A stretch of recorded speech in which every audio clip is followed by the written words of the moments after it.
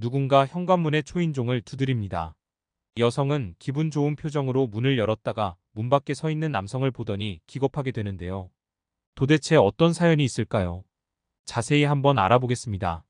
해당 사연은 스페인 실비아 씨가 제보해준 이야기와 SNS 내용을 바탕으로 재구성된 스토리입니다.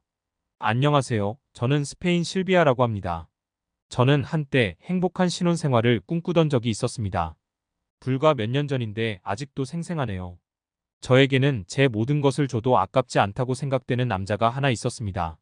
스페인 하면 생각나는 정열이라는 단어에 딱 어울리는 사람이었습니다. 모든 일에 정열적이고 단점이라는 것이 하나 없는 아주 매력적인 남자였습니다. 그래서인지 그를 놓치고 싶지 않은 마음에 저는 그와의 결혼을 서둘렀습니다. 그도 저와의 결혼을 거부하지 않았거든요. 완벽에 가까운 그에게 한 가지 문제가 있다면 그의 주변에는 친구가 많다는 것이었습니다. 이성 친구도 이상한 친구도 많았죠. 제가 특히 싫어했던 친구가 있었는데 바로 한국인 친구였습니다. 그 친구의 이름은 선호였어요. 파티에서 선호를 처음 만났습니다. 태호는 파티에서 사람을 만나는 것을 즐겨했었는데 그 파티에 저도 불렀었습니다. 파티에서 그는 자신의 친구들을 소개시켜 주더군요. 친구들에게는 제가 곧 결혼할 사람임을 알려줬죠. 파티에서 가장 눈에 띈 사람이 바로 선호였습니다. 그는 후드티를 꾹 눌러 쓴 채로 친구들 사이에서 술을 마시고 있더군요. 눈이 거의 보이지 않을 정도로 후드를 눌러 쓰고 있어서 너무 음침해 보였습니다. 춥지도 않은데 긴 팔에 후드티를 쓰고 혼자 조용히 앉아 있으니 시선이 갈 수밖에 없었죠. 이상하다는 생각을 하고 있는데 그와 눈을 마주쳤습니다. 그는 웃지도 않고 빤히 저를 쳐다보더군요. 소름이 끼쳤습니다. 일반적으로 스페인에서는 눈이 마주치면 웃기 때문에 저는 그의 행동이 이상하게 느껴졌습니다. 저는 그 자리를 벗어나 다른 사람들에게 말을 걸고 다녔죠. 시간이 지나 술을 마시지 않은 태호가 저를 집으로 데려다 준다길래 저는 파티에서 빠져나왔습니다. 차 안에서 저는 태호에게 선호가 뭔가 이상해 보이니 친하게 지내지 말라고 충고했습니다. 그는 별다른 생각이 없는 듯 하더군요. 그때는 굳이 잔소리하고 싶지 않아 그냥 넘어갔습니다. 그러던 어느 날 태호의 집에서 데이트를 하게 된 날이었습니다. 태호의 집에 간 것은 처음이라서 긴장이 되더군요.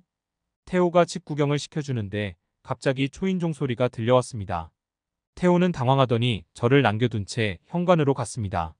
뭔가 말소리가 오고 가고 태호가 저를 향해 미안하다고 하더군요.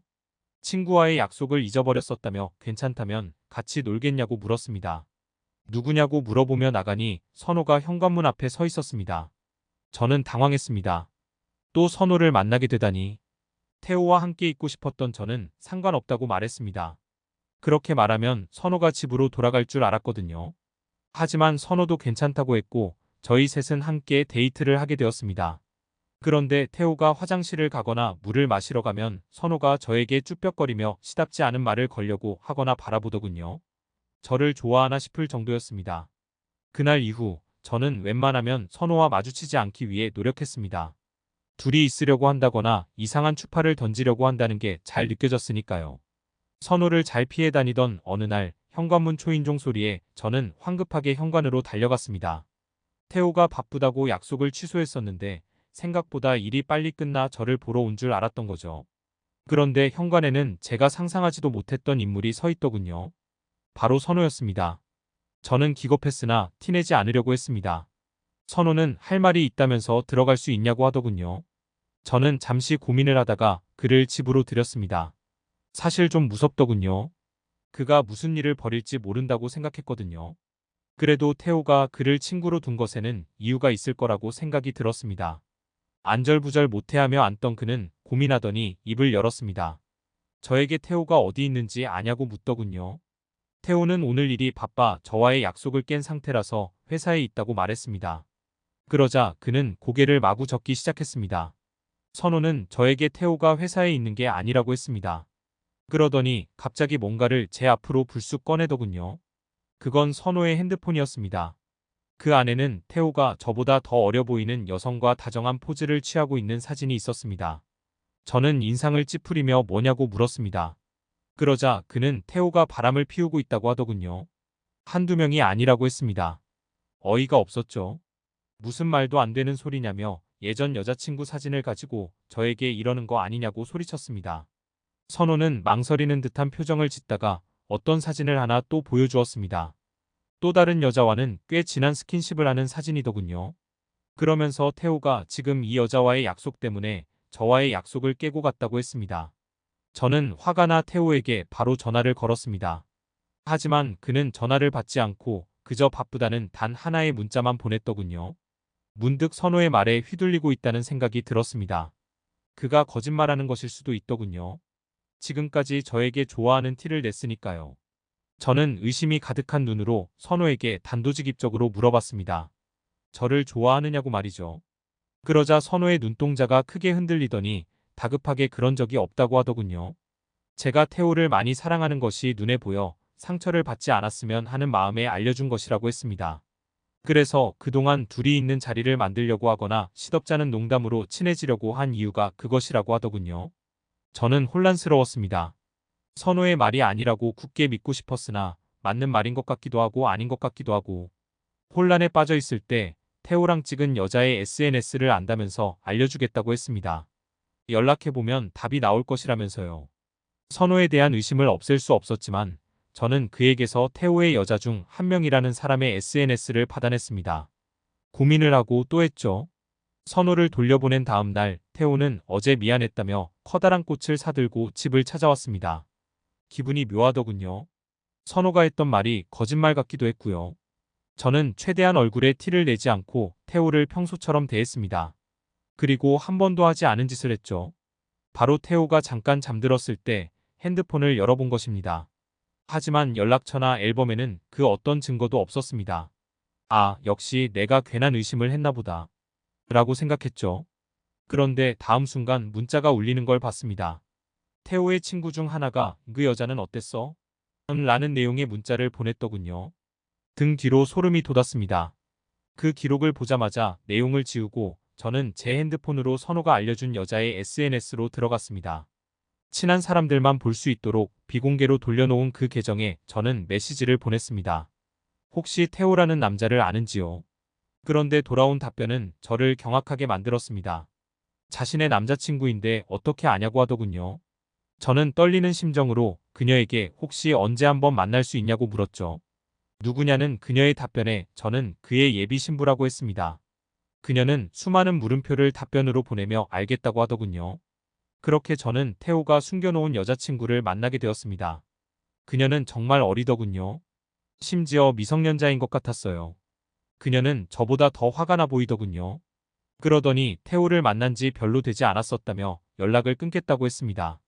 저는 가만히 생각하다가 그녀에게 태호가 우리 말고도 다른 사람을 만나는 것 같으니 결혼식장에 그 사람들을 다 부르자고 했습니다.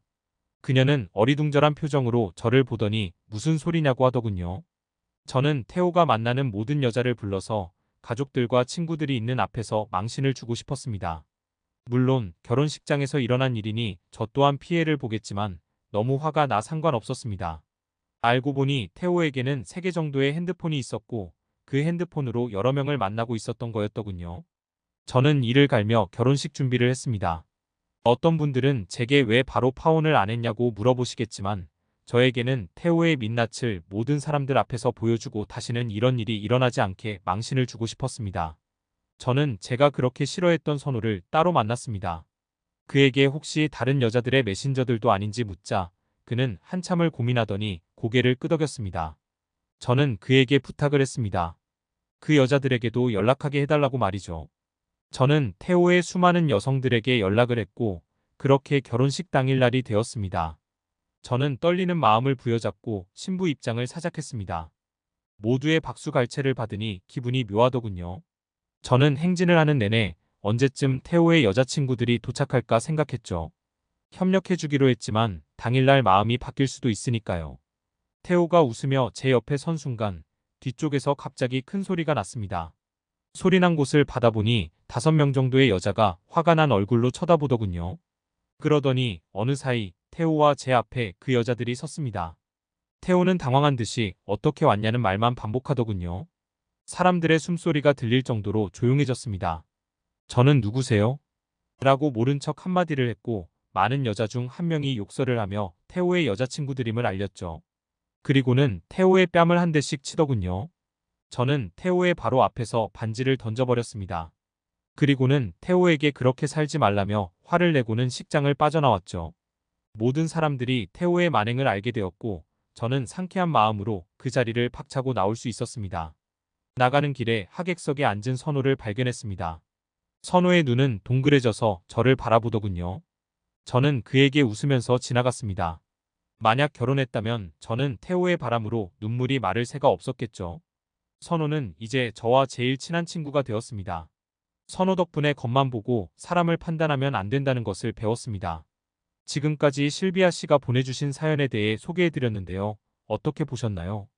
클립 뉴스에서는 여러분의 사연을 기다리고 있으니 소개해주고 싶은 사연이 있으시면 언제든 제보 바랍니다.